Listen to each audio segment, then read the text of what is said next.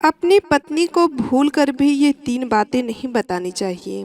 हरे कृष्णा मित्रों, राधे राधे। आप सभी का स्वागत है एक बार फिर से हमारे यूट्यूब चैनल पे। दोस्तों, जो वीडियो मैं आप लोगों के सामने आज लेकर आई हूँ, आज की वीडियो बड़ी ही ज्ञानवर्धक और बड़ी ही प्रेरणादायक है।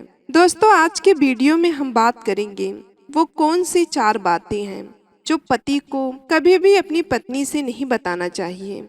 दोस्तों, कहते हैं कि पति पत्नी का रिश्ता बहुत ही नाजुक होता है। एक झूठ इसे तोड़ सकता है। लेकिन यदि आप अपनी जिंदगी में खुश रहना चाहते हो तो कुछ बातों को आपको छिपा कर जरूर रखना चाहिए। इसमें कोई शक नहीं है कि पति पत्नी एक दूसरे के पूरक होते हैं। उन्हें एक दूसरे से झूठ नहीं बोलना चाहिए और ना ही कुछ छुपाना चाहिए। लेकिन शादी को कायम रखने के लिए कुछ चीजें हैं, कुछ जिम्मेदारियां हैं जिनको पति पत्नी को अकेले ही उठाने पड़ते हैं। साथ ही कुछ बातें अपने तक ही गुप्त रखने की जरूरत होती है।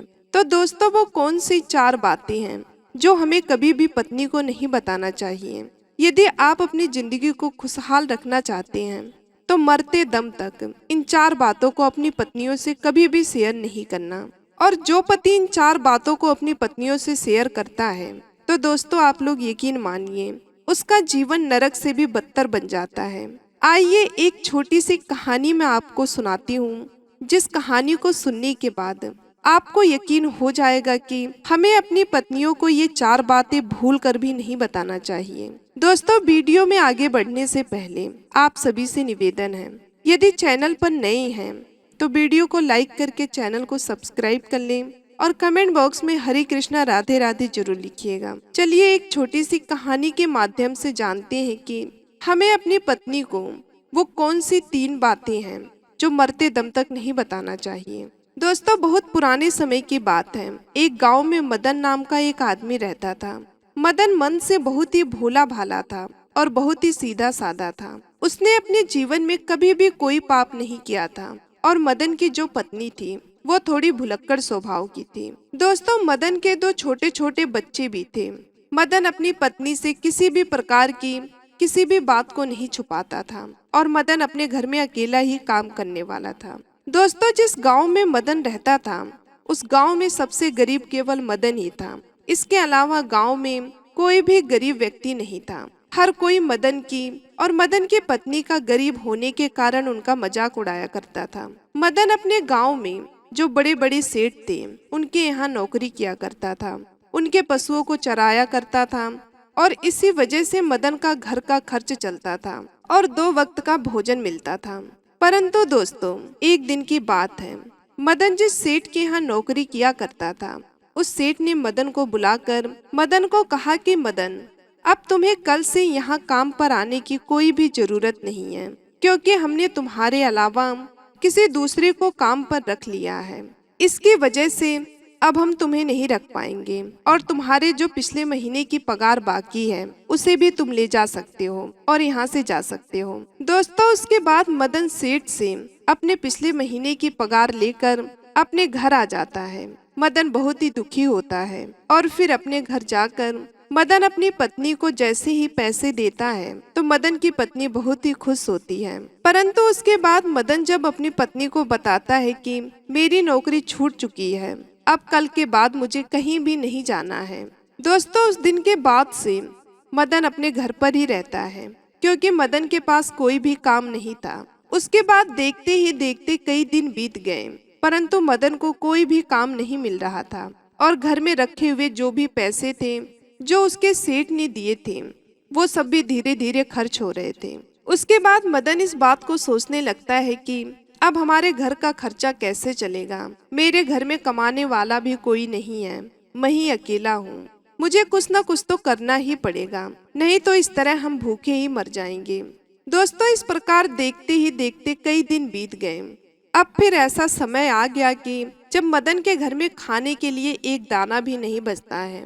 मदन बहुत ही ज्यादा उदास हो जाता है और मन ही मन अपने आप को कोसने लग जाता है। कहता है कि हे प्रभु, मैंने तेरा क्या बिगाड़ा है, तू मुझे इतनी सजा किस बात का दे रहा है। ना ही मेरे पास नौकरी है और ना ही खाने के लिए दाने हैं। और इस तरीके से मदन अपने आप को कोसने लगता है। और फिर एक रात मदन को अपनी पत्नी और अपने बच्चों के साथ भूखे पेट ही सोना पड़ता है। और फिर दूसरे दिन जैसे ही सवेरा हुआ तो मदन घर से थोड़ी ही दूर एक जंगल में लकड़ियां काटने जाता है। मदन जैसे ही जंगल में लकड़ियां काटने लगता है तो मदन को एक महात्मा दिखाई देते हैं। जैसे ही मदन को महात्मा दिखाई देते हैं तो मदन महात्मा के नजदीक जाता है। महात्मा मदन को देखकर आंखें खोल लेते हैं। मदन उस विद्वान महात्मा को प्रणाम करता है और प्रणाम करने के बाद उनके पैरों में गिर जाता है और कहता है कि गुरुदेव, मेरे घर में खाने पीने के लिए दाना पानी नहीं है और मेरी पत्नी और बच्चे भूखे मर रहे हैं। कृपया करके मुझे ऐसा कोई सुझाव दीजिए जिसकी वजह से मेरा घर परिवार ठीक तरह से चल सके। दोस्तों, इस प्रकार विनती करने पर वे महात्मा मदन की ओर देखते हैं और वे महात्मा मदन की ओर देखकर पता लगाते हैं कि मदन बहुत ही सीधा साधा व्यक्ति है। उसने अपने जीवन में आज तक कोई भी पाप नहीं किया है। उसके स्वभाव को देखकर वे महात्मा मदन से कहता है कि मदन, मैं तुम्हें आज एक ऐसे पेड़ के बारे में बताने वाला हूँ। अगर उस पेड़ के पास में जाकर तुम उस पेड़ से जो भी मांगोगे तो वह पेड़ तुम्हें लाकर देगा, और अगर उस पेड़ का एक छोटा सा भाग या लकड़ी काट लेते हो तो वह सोने में बदल जाएगी, और इस तरह तुम अपने घर को आराम से चला सकते हो और तुम अपने घर की गरीबी को हमेशा हमेशा के लिए दूर कर सकते हो। लेकिन मैं जो तुम्हें बातें बताने जा रहा हूँ, उस बातों को बताने से पहले मेरी इस बात को याद रखना। दोस्तों, महात्मा की बात सुनकर मदन ने कहा, महात्मा, आप मुझे जो भी करने के लिए बोलेंगे, जो भी कहेंगे, मैं उसे करने को तैयार हूँ। दोस्तों, तब महात्मा मदन को बताते हैं कि अगर तुमने इस बात को किसी दूसरे आदमी या औरत को बताया तो उस दिन के बाद से तुम्हें वो किसी प्रकार की वस्तु नहीं देगा और तुम्हें सब कुछ देना बंद कर देगा। दोस्तों, मदन बहुत सीधा साधा इंसान था। उसने महात्मा से बोला कि महात्मा जी, मैं किसी को और कभी भी ये बात नहीं बताऊंगा। दोस्तों, मदन महात्मा से इजाजत लेकर अपने घर की तरफ जाता है और महात्मा के द्वारा बताए गए उस पेड़ के पास भी जाता है। और पेड़ के पास जाकर मदन उस पेड़ से अपनी पत्नी और अपने बच्चे के लिए सबसे पहले एक बोरी अनाज मांगता है। दोस्तों, जैसे ही मदन पेड़ से एक बोरी अनाज मांगता है तो झट से न जाने कहां से एक बोरी अनाज मदन के पास आ जाती है। दोस्तों, मदन उस अनाज की बोरी को लेकर अपने घर चला जाता है और घर जाकर अपनी पत्नी और अपने बच्चों को अनाज की बोरी देता है, जिससे वो सभी भरपेट भोजन करते हैं। उस दिन मदन ने अपनी पत्नी को यह नहीं बताया था कि मैं अनाज कहाँ से लाया हूँ, परंतु जैसे ही मदन दूसरे दिन उस पेड़ के पास जाता है और मदन उस पेड़ से 10 सोने की मुद्राएं मांगता है, और जैसे ही मदन मांगता है झट से वो पेड़ 10 सोने की मुद्राएं दे देता है और मदन 10 स्वर्ण मुद्राएं पाकर खुश हो जाता है और अपने घर पर आ जाता है। दोस्तों, घर आकर मदन अपनी पत्नी को 10 सोने की मुद्राएं देता है तो मदन की पत्नी बहुत खुश होती है और उसके बाद मदन अपनी पत्नी को सारी बातें बता देता है। दोस्तों, उसके बाद मदन अपनी पत्नी से कुछ भी नहीं छुपाता है, मगर मदन को इस बात का पता था कि उसकी पत्नी भुलक्कड़ है। वह सारी बातें अपने पड़ोसियों को बता देती है, लेकिन उस बात को भूलकर मदन अपनी पत्नी को सारी बातें बता देता है। उसके बाद देखते ही देखते कई दिन बीत गए। मदन इसी प्रकार रोज 10 सोने की मुद्राएं उस पेड़ से मांग कर लाने लगा। देखते ही देखते कई दिन बीत गए। मदन इसी तरह रोज 10 सोने की मुद्राएं उस पेड़ से मांग कर लाने लगा। और फिर एक दिन की बात है जब मदन अंत में उस पेड़ से 1000 स्वर्ण मुद्राएं मांग लेता है, और जैसे ही मदन मांगता है तो झट से एक बोरी स्वर्ण मुद्राएं मदन के सामने आ जाती है। मदन उस बोरी को अपनी पीठ पर रखकर अपने घर ले जाता है। वो स्वर्ण मुद्राएं पाकर मदन बहुत धनवान हो गया। अब मदन के पास बहुत सारा धन हो गया। मदन जिस सेठ के यहाँ नौकरी किया करता था, उस सेठ से ज्यादा तरक्की मदन ने कर ली और मदन उससे भी ज्यादा धनवान हो गया। दोस्तों, यह सब देखकर मदन के गांव वाले दंग रह गए और सोचने लगी कि आखिर ये मदन इतना धनवान कैसे हो गया। मदन से अगर कोई इस बात को पूछता कि आखिर तुम इतनी जल्दी धनवान कैसे बन गए, तो मदन किसी को भी सच नहीं बताता था, क्योंकि मदन से उस विद्वान महात्मा ने किसी को भी कोई बात बताने के लिए मना किया था। परंतु वो लोग मदन को छोड़कर मदन की पत्नी से इस बात को पूछने लगे। मदन की जो पत्नी थी वो भुलक्कड़ स्वभाव की थी, तो इस वजह से उसके पेट में कोई भी बात नहीं पचती थी। तो मदन की पत्नी ने सारी बातें गांव वालों को बता दी कि आखिर मेरा पति कहाँ से धन लाता है। दोस्तों, एक दिन फिर से उस पेड़ के पास धन लेने के लिए मदन जाता है, तो वह पेड़ मदन को धन नहीं देता है। मदन कई बार उस पेड़ से धन मांगता है, मगर मदन के मांगने पर भी वह पेड़ मदन को कुछ नहीं देता है।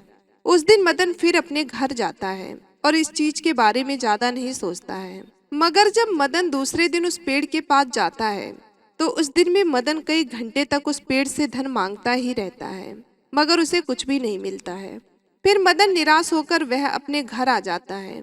मदन अपने घर आकर अपनी पत्नी से कहता है कि हे भाग्यवान, आज मैं उस पेड़ के पास जाकर आया हूँ, लेकिन उस पेड़ से मैंने धन मांगा तो उस पेड़ ने कुछ भी नहीं दिया। कहीं तुमने किसी को उस पेड़ के बारे में बता तो नहीं दिया। दोस्तों, मदन की पत्नी भुलक्कड़ स्वभाव की थी और वह अपने मन में किसी भी बात को छुपाती नहीं थी। तो मदन की पत्नी मदन से कहती है कि पिया जी, जब मुझसे गांव वालों ने पूछा कि इतना सारा धन तुम्हारे पास कहाँ से आया, तो मैंने उन सबको उस पेड़ के बारे में बता दिया। दोस्तों, अपने पत्नी की मुख से यह बातें सुनकर मदन समझ जाता है कि सारा दोष मेरी पत्नी का ही है। उसके बाद मदन अपनी पत्नी को बहुत डांटता है और फिर इस तरह से कई महीने बीत जाता है। मदन के पास जो भी धन था वो धीरे धीरे खर्च होता गया और देखते ही देखते मदन फिर अमीर से गरीब होने लगता है। देखते ही देखते मदन की स्थिति पहले जैसी हो जाती है। मदन के घर में खाने के लिए एक भी दाना नहीं बचता है। एक दिन फिर मदन और उसकी पत्नी और उसके बच्चे भूखे ही सो जाते हैं। तब मदन अपनी पत्नी को कोसने लगता है और अपनी पत्नी से कहता है कि भुलक्कड़, यह सब तेरी वजह से हो रहा है। अगर मैं तुम्हें ना बताता तो आज ये दिन मुझे नहीं देखना पड़ता। दोस्तों, मदन के इस प्रकार से बात सुनकर तब मदन की पत्नी गुस्सा हो जाती है और मदन से कहती है कि देखो जी, यदि तुम्हारे बस का हमारा पेट भरना नहीं है तो साफ साफ मना कर दो। बेवजह मेरे ऊपर चिल्लाने की जरूरत नहीं है। दोस्तों, मदन अपनी पत्नी से कुछ भी नहीं बोलता है और चुपचाप जाकर अपने बिस्तर पर सो जाता है। फिर मदन उस महात्मा को ढूंढने के लिए जंगल में जाता है, मगर मदन को वह महात्मा पूरे जंगल में नहीं मिलते। फिर ढूंढते ढूंढते कई घंटे बाद वे महात्मा मदन को मिल ही जाते हैं। तब महात्मा के मिलने के बाद मदन उनके चरणों में गिरकर रोने लगता है और गिड़गिड़ाने लगता है और कहता है कि हे गुरुदेव, आखिर मुझसे ऐसी कौन सी भूल हुई है जिसकी वजह से आप मुझसे रूठ गए हैं। आप ही मेरे दाता हो, आप ही मेरे भाग्य विधाता हो। हे गुरुदेव, आप मेरी भूल को माफ करें, क्योंकि मेरी एक भूल के कारण आज मेरे बच्चे भूखे सो रहे हैं। इसलिए हे गुरुदेव, आप मेरी सहायता करें। दोस्तों, उसके बाद वह महात्मा मदन से कहता है कि मदन, अगर ऐसी बात है तो मैं तुम्हें माफ करता हूँ, परंतु आज मैं तुम्हें एक बात बताने वाला हूँ और मेरी बात यह है कि कभी भी जीवन में ये 3 बातें हर पुरुष को अपनी पत्नियों को नहीं बतानी चाहिए। जो पुरुष इन बातों को बताता है वह पुरुष हमेशा ही अपने जीवन में सदा के लिए दुखी रहता है, सदा के लिए जीवन में गरीब रहता है। दोस्तों, उसके बाद वो महात्मा कहते हैं कि मदन, अगर इन 3 बातों को तुम आज से ही अमल कर लोगे तो फिर से तुम्हारे अच्छे दिन आ जाएंगे। दोस्तों, वह महात्मा मदन को पहली बात बताने लगता है और कहता है कि मदन, सबसे पहली बात यह है कि कभी भी किसी पुरुष को अपनी पत्नी को अपनी कमाई का जरिया नहीं बताना चाहिए, क्योंकि अगर आप अपनी पत्नी को कमाई का जरिया बता देते हैं और अपनी कमाई के बारे में बता देते हैं तो वह उस कमाए हुए धन को खर्च करने पर रोक लगा देती है, अर्थात उस धन को बिल्कुल भी खर्च नहीं करने देती और साथ ही उस कमाई के बारे में पूरे गांव में ढिढोरा पीट देती है और अपनी तारीफ समझकर लोगों को बता देती है। दूसरी बात, किसी भी पुरुष को अपनी पत्नी को कभी भी अपनी कमजोरी नहीं बतानी चाहिए, क्योंकि जब पुरुष अपनी पत्नी को अपनी कमजोरी बताता है तो वह खुद ही फंस जाता है। क्योंकि अगर आप अपनी पत्नी को अपनी कमजोरी बताते हो तो वह बार बार आपकी कमजोरी को पकड़ लेगी और आपसे काम करवाने लगेगी, उस कमजोरी को पकड़कर आपको दबाने लगेगी। यदि आप अपनी कमजोरी को अपनी पत्नी को बता देते हैं तो आप अपने जीवन में हमेशा पछताते ही रहेंगे। तीसरी बात, किसी भी पुरुष को अपनी पत्नी को अपने जीवन में हुए अपने अपमान के बारे में नहीं बताना चाहिए, अर्थात जो पुरुष अपनी पत्नी को अपने अपमान के बारे में बताता है तो वह पत्नी हर छोटे छोटे बात पर, हर छोटे छोटे झगड़े पर आपको उस अपमान के बारे में बोलकर उसका हवाला देकर आपको परेशान करेंगी और आपको मजबूर करेंगी और बार बार उस अपमान का हवाला देंगी, क्योंकि स्त्रियां धर्म और कर्म से बंधी हुई होती हैं। उनके मन में इनकी अपनी इच्छा ही छुपी होती है और यह अपनी बातों को दूसरे लोगों से नहीं बताती हैं, मगर स्त्रियां दूसरे की बातों को बता देती हैं। अगर आप अपने अपमान के बारे में बता देते हैं तो इसमें आपकी ही हानि होगी। इसलिए हर पुरुष को अपनी स्त्रियों को यह 3 बातें नहीं बतानी चाहिए। दोस्तों, उम्मीद करती हूँ आज के इस वीडियो से आपको समझ में आ गया होगा कि हमें अपनी पत्नी से ये 3 बातें क्यों नहीं बतानी चाहिए। दोस्तों, यदि आप भी अपने जीवन को सुखमय बनाना चाहते हैं तो अपनी पत्नी को ये 3 बातें भूल कर भी नहीं बताना। यदि वीडियो अच्छी लगी तो वीडियो को लाइक करके चैनल को सब्सक्राइब कर लें। कमेंट बॉक्स में हरे कृष्णा जय श्री राधे जरूर लिखिएगा। मिलते हैं अगले वीडियो में, तब तक के लिए धन्यवाद।